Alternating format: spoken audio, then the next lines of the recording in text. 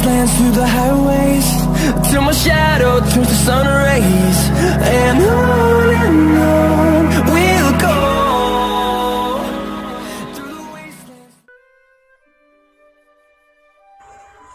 Assalamualaikum warahmatullahi wabarakatuh. Kami dari kelompok 1 Kewarganegaraan Prodi Sistem Informasi.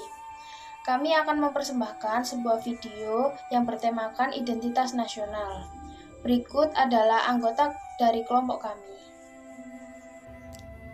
Perkenalkan, nama saya Muhammad Farid Fajar Sodik, nomor induk mahasiswa 3130020002.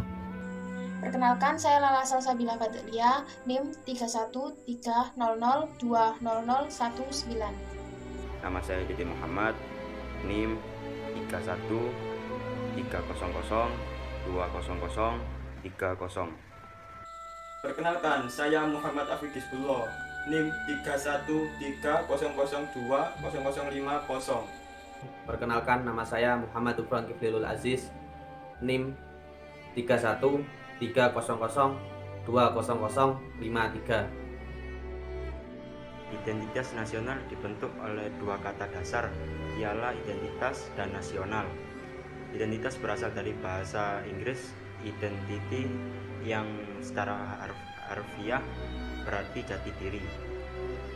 Ciri-ciri atau tanda-tanda yang melekat pada seseorang atau sesuatu sehingga mampu membedakannya dengan yang lain. Istilah nasional menunjukkan pada kelompok-kelompok persekutuan hidup manusia yang lebih besar dari sekedar pengelompokan berdasar ras, agama, budaya, bahasa, dan sebagainya. Jadi identitas nasional adalah ciri-ciri atau sifat-sifat khas suatu bangsa yang membedakannya dengan bangsa-bangsa lain di dunia. Esensi dan urgensi identitas nasional.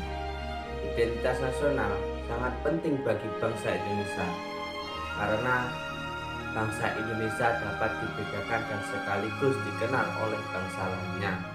Yang kedua, identitas nasional bagi sebuah negara sangatlah penting bagi kelangsungan hidup negara bangsa tersebut karena dapat mempersatukan bangsa negara. Dan yang ketiga, identitas nasional sangatlah penting bagi kewibawaan negara dan bangsa Indonesia sebagai ciri khas negara. Unsur-unsur pembentuk identitas nasional yaitu yang pertama, suku bangsa.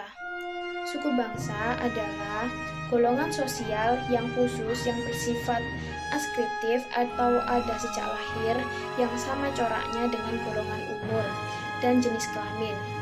Di Indonesia terdapat banyak sekali suku bangsa atau kelompok etnis yang tidak kurang 300 dialek bangsa. Yang kedua, agama. Bangsa Indonesia dikenal sebagai masyarakat yang agamis. Agama-agama yang tumbuh dan berkembang di Nusantara adalah agama Islam, Kristen, Katolik, Hindu, Buddha, dan Konghucu. Agama Konghucu pada masa Orde Baru tidak diakui sebagai agama resmi negara. Namun, sejak pemerintahan Presiden Abdurrahman Wahid, istilah agama resmi negara dihapuskan. Yang ketiga, ada kebudayaan. Kebudayaan adalah pengetahuan manusia sebagai makhluk sosial yang isinya adalah perangkat-perangkat atau model-model pengetahuan yang secara kolektif digunakan oleh pendukungnya untuk menafsirkan dan memahami lingkungan yang dihadapi dan digunakan sebagai rujukan dan pedoman untuk bertindak dalam bentuk kelakuan dan benda-benda kebudayaan sesuai dengan lingkungan yang dihadapi. Yang keempat, ada bahasa. Bahasa merupakan unsur pendukung identitas nasional yang lain. Bahasa dipahami sebagai sistem perlambang yang secara arbiter dibentuk atas unsur-unsur ucapan manusia dan yang digunakan sebagai sarana berinteraksi antar manusia. Kemudian saya akan menjelaskan tentang faktor-faktor yang mendukung lahirnya identitas nasional menurut Robert De Ventos. Beliau mengemukakan teori tentang munculnya identitas nasional suatu bangsa sebagai hasil interaksi historis yang antara 4 faktor yang paling penting, yaitu pertama faktor primer, yang kedua faktor pendorong, yang ketiga faktor penarik, dan yang keempat faktor reaktif. Faktor primer meliputi etnisitas, bangsa, agama, teritorial, dan yang sejenisnya. Bagi bangsa Indonesia yang tersusun atas berbagai macam etnis, bahasa, agama, merupakan suatu kesatuan meskipun berbeda-beda dengan kekhasannya masing-masing. Kemudian faktor kedua, faktor pendorong.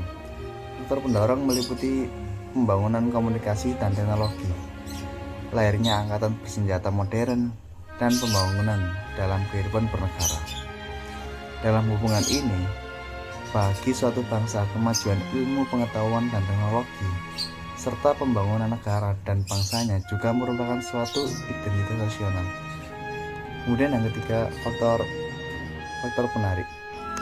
Faktor penarik meliputi kodifikasi bahasa dalam gramatika yang resmi. Gramatika di sini dalam artian tata bahasa yang resmi, tumbuhnya birokrasi, dan pemantapan sistem pendidikan nasional.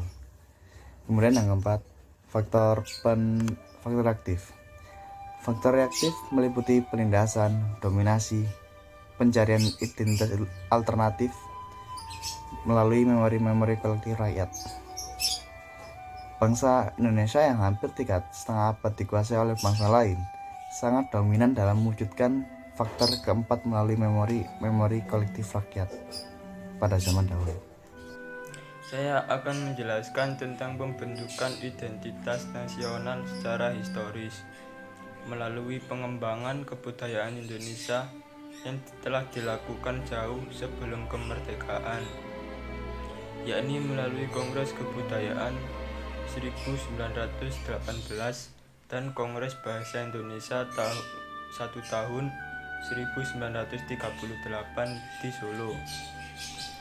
Peristiwa-peristiwa yang terkait dengan kebudayaan dan kebahasaan melalui kongres telah memberikan pengaruh positif terhadap pembangunan jati diri atau identitas nasional. Secara sosiologis, identitas nasional telah terbentuk dalam proses interaksi, komunikasi, dan persinggungan budaya secara alamiah, baik melalui perjalanan panjang menuju Indonesia merdeka maupun melalui pembentukan intensif pasca kemerdekaan. Secara politis, bentuk identitas nasional Indonesia menjadi penciri atau pembangun jati diri bangsa Indonesia yang meliputi 1. Bendera negara Indonesia yaitu Sang Merah Putih. Yang kedua, bahasa Indonesia sebagai bahasa nasional atau bahasa negara. Yang ketiga, lambang negara Indonesia adalah Garuda Pancasila. Dan yang terakhir, lagu kebangsaan Indonesia adalah Indonesia Raya. Slide selanjutnya adalah tantangan identitas nasional dalam membangun bangsa. Tantangan mengembangkan identitas nasional terletak pada pikiran dan sikap yang terbuka untuk menghormati keanekaragaman. Kemudian mendorong demokrasi yang partisipatif, memperkuat penegakan hukum, serta memajukan solidaritas terhadap mereka yang lemah atau korban, di mana negeri Indonesia ini adalah ruang publik sebagai tempat kita. Sekian video yang dapat kita persembahkan. Jagalah identitas nasional. Karena aku, Kamu Kita